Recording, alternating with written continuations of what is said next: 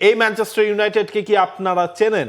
আমরা মনে হয় ম্যানচেস্টার ইউনাইটেডের নতুন এক ধারার সাথেই পরিচিত হচ্ছি, যেই ধারার সাথে সবাইকে পরিচয়টাই করিয়ে দিয়েছেন মাইকেল ক্যারিক। ক্যারিকের আন্ডারে 4-4। যদিও ম্যাচের শুরুটা টটেনহ্যামের এগেইনস্টে যখন হয়েছিল, সবকিছু আসলে বদলে যায় এই ঘটনাটার পর, যখন কুতি রোমেরো তিনি রেড কার্ড পান এই ইম্পর্টেন্ট ম্যাচে। কাসিমিরোকে একটা ফাউল করেছিলেন 29 মিনিটের মধ্যে, তার সেই রেড কার্ড ম্যাচের গতিপথে কিন্তু পাল্টে দেয়, সেই সুযোগটাই কাজে লাগান এমবুয়েমো। সব বড় বড় দলের এগেইনস্টেই এখন গোল করছেন ম্যানচেস্টার ইউনাইটেডের এই ফরওয়ার্ড, এবং এরপর বাকি যা হওয়ার তাই ম্যানচেস্টার ইউনাইটেড ঠান্ডা মাথায় করতে পেরেছে। তৌসিফ, ম্যানচেস্টার ইউনাইটেড আপনি ক্যারিকের আন্ডারে যে নতুন শুরুটা করেছে, সেই শুরুর অনেকগুলো ক্যারেক্টার আপনি খুঁজে পাবেন। ব্রুনো ফার্নান্দেস, এমবুয়েমো, সেখানে সেশকো বেঞ্চ থেকে নেমে এসে ইম্প্যাক্ট রাখছেন। ম্যানচেস্টার ইউনাইটেড পুরো ম্যাচটাতে ডমিনেট করারই কথা, যেহেতু 10 ম্যান টটেনহ্যাম কোনো সুযোগই ছিল না তাদের ওল্ড ট্রাফোর্ডে ওই ম্যাচটা বের করে আনবে তারা ওই মুহূর্ত থেকে।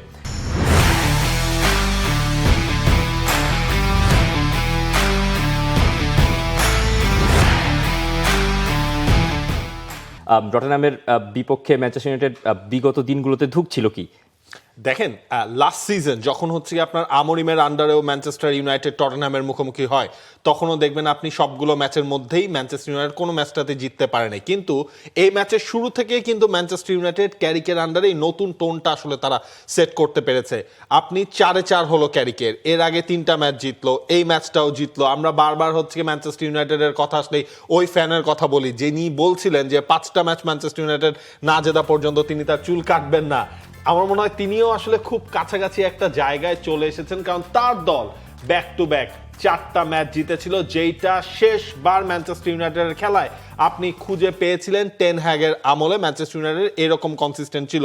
আমনিমের আন্ডারে আপনার 3টা ম্যাচ পর্যন্ত তারা জিতেছিল, কিন্তু শেষ পর্যন্ত ওই 5টার টাচটা তাদের করা হয়নি। এই যে দেখেন মাইকেল ক্যারিকের আন্ডারে যে জিনিসটা হচ্ছে, ম্যানচেস্টার ইউনাইটেড খেলার আসলে কি কি চেঞ্জ হলো।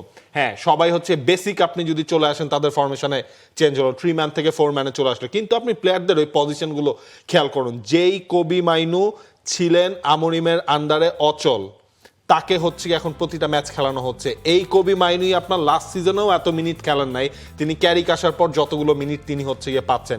ব্রুনো ফার্নান্দেসকে আপনি আরও অ্যাক্টিভ পাচ্ছেন, আপনি ব্রুনোর হচ্ছে আপনি একটা গোল পাচ্ছেন, 9টা অ্যাসিস্ট আপনি পাচ্ছেন লাস্ট কয়েক ম্যাচের মধ্যে এই ব্রুনো ফার্নান্দেসের কাছ থেকে। দিয়ালোর হচ্ছে গিয়ে আপনার পজিশন, তাকে একটা সময় খেলানো হতো আপনার উইং ব্যাক হিসেবে, সেখান থেকে আপনি যখন তাকে উইঙ্গার হিসেবে খেলাচ্ছেন, আপনি হচ্ছে তার কাছ থেকে ওই বেস্ট আউটপুটটা পাচ্ছেন।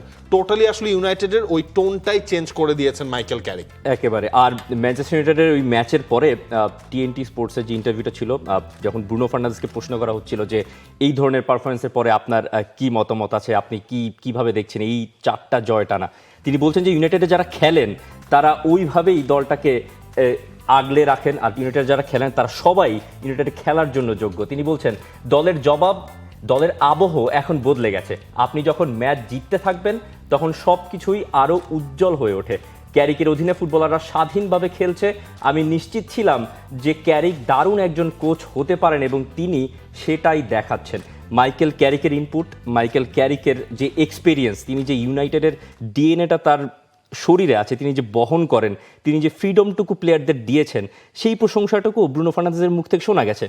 এবং আপনি আরও একটা জিনিস যদি খেয়াল করেন, এই মাইকেল ক্যারিকে আপনার কয়েক মাস আগে, 6 থেকে 7 মাস আগে অ্যামাজনে থমাস ফ্রাঙ্কের একটা ইন্টারভিউ নিচ্ছিলেন, কারণ তখন তিনি তো আসলে কোচ ছিলেন না। সেই মাইকেল ক্যারিক যখন থমাস ফ্রাঙ্কের এগেনস্টে তিনি মাঠে নামলেন, তিনি কিন্তু নতুন কোনো কিছু আসলে ইমপ্লিমেন্টেড করেন না এই ম্যাচটাকে কেন্দ্র করে। তিনি তার যে আসলে দর্শনটা, সেটা ওই প্রথম ম্যাচ থেকে এই পর্যন্ত আমরা দেখলাম ফ্রি ফ্লুইড এবং হচ্ছে গিয়ে মানে আপনার স্বাধীন চেতা একটা মনোভাব ফুটবলারদের মধ্যে ছড়িয়ে দেয়া, সেই জিনিসটাই হচ্ছে। গতকালকে ম্যাচে আমরা ব্রুনোর কাছ থেকে লাস্টে একটা গোল দেখলাম, একটা গোল আপনার বাতিল হলো, কিন্তু প্রত্যেকটা প্লেয়ারের না ইন্ডিভিজুয়াল পারফরমেন্স আপনি দেখবেন অনেকটুকু কিন্তু ওপরে উঠেছে। এই জিনিসটাই ম্যানচেস্টার ইউনাইটেড ওই টোনটা সেট করে দিতে পেরেছে। ইনফ্যাক্ট ম্যানচেস্টার ইউনাইটেডকে আপনি সিজন শেষে যদি টপ 4-এও দেখেন, হয়তো মাস দেড়েক আগেও যেই কথাটাকে মনে হচ্ছিল যেটা কোনোভাবেই সম্ভব না, সেই রাস্তাটাও কিন্তু এখন মাইকেল ক্যারিকের আন্ডারে এই ম্যানচেস্টার ইউনাইটেড তারা কিন্তু আপনার ক্লিয়ার করছে। তবে টটেনহ্যাম, তাদের জন্য মনে হয় আপনার ওয়ার্নিং অ্যালার্মটা আসলে প্রতিনিয়ত বেজে যাচ্ছে। থমাস ফ্র্যাঙ্কেরও বাজছে। আপনি মানে টটেনহ্যামকে লাস্ট 7 ম্যাচের মধ্যে কয়টা ম্যাচ আপনি জিততে দেখেছেন আপনি মনে করতে পারবেন না। তবে থমাস ফ্র্যাঙ্কের যেমন একদিকে আপনার ইনজুরি নিয়ে তার রেগুলার ডিল করতে হচ্ছে, এই ম্যাচের আগেও আমি হচ্ছে আপনার একটা পোস্টে দেখলাম যে 13 জন ফুটবলার তাদের হচ্ছে ইনজুর্ড। ফাইন, ম্যাচটা তারা স্টার্ট করলো, কিন্তু এই কুতি রোমেরোর যে স্বভাব সুলভ আচরণ, হ্যাঁ আপনার টিমের মেইন নিউক্লিয়াস, সে ডিফেন্ডার হলেও সে নিউক্লিয়াস এই সেন্সে, কারণ আপনি তার কাছ থেকে গোল পান, আপনি তার কাছ থেকে ওই লিডারশিপটা পান। তার কাছ থেকে যখন এমন একটা ফাউল হয় এই ইম্পর্টেন্ট ম্যাচে, যখন টটেনহ্যাম 10 জনের দলে পরিণত হয়, তখন আসলে ম্যাচটা একপাশে হেলে গিয়েছিল ওই মোমেন্টার সময় একেবারে। আর তিনি যেহেতু দলের ক্যাপ্টেন, তিনি দলপতি, তিনি ওই ধরনের ইম্পর্টেন্ট ম্যাচে ওই মোমেন্টটিকে এত অহেতুক একটা ফাউল করে বসবেন, সেটা হয়তো টটেনহ্যামের প্লেয়াররাও আন্দাজ করতে পারেনি। সে কারণে তিনি পরে গিয়ে ড্রেসিং রুমে গিয়ে সবার কাছে ক্ষমাও চেয়েছেন। আর সেই ক্যাপ্টেনের ক্ষমা নিয়ে আমাদেরকে জানিয়েছেন টটেনহ্যামের গোলকিপার ভিকারিও। তিনি বলছেন রোমেরো খুবই হতাশ, সে জানে লাল কার্ডটা এড়ানো যেত, আমাদের কাছে ক্ষমাও চেয়েছেন তিনি। ও আমাদের অধিনায়ক, আশা করি সে আরও শক্তভাবে ফিরে আসবে এবং গোটা মৌসুম দলকে সাহায্য করবে। কুতি রোমেরোকে নিয়ে অনেক গুঞ্জন ছিল মাঝখানে, কই যাচ্ছেন তিনি, টটেনহাম ছাড়ছেন, ইন্টার মিলানে যাচ্ছেন বা অ্যাথলেটিকো মাদ্রিদে যাচ্ছেন। এটা নিয়ে ব্রিটিশ গণমাধ্যমে একটা কোলাহল উঠেছে এই ম্যাচটার পরে স্পেসিফিকলি, যে তিনি যেহেতু ওই অহেতুক রেড কার্ডটা দেখেছেন, তিনি যেহেতু দলের দায়িত্বটা নিচ্ছেন না, তিনি হয়তো মৌসুম শেষে ক্লাবটা ছেড়েই দেবেন। এবং এই যে রেড কার্ডটা কুতি রোমেরো দেখলেন, এর ফলে আপনার তিনি নেক্সট 4টা ম্যাচ কিন্তু খেলতে পারবেন না। এই 4টা ম্যাচ টটেনহামকে কাদের এগেইনস্টে খেলতে হবে? আর্সেনালের এগেইনস্টে খেলতে হবে, নিউক্যাসলের এগেইনস্টে তাদের ম্যাচ রয়েছে, এবং এই ম্যাচের আগে আপনার টটেনহাম ছিল পয়েন্ট টেবিলের 14 নম্বরে। আপনার হচ্ছে এই রাউন্ডটা যখন শেষ হবে, আজকে রাতে ম্যাচ রয়েছে, এরপর দেখবেন আপনি টটেনহামের পজিশন কিন্তু আরো পেছনের দিকটায় যাচ্ছে।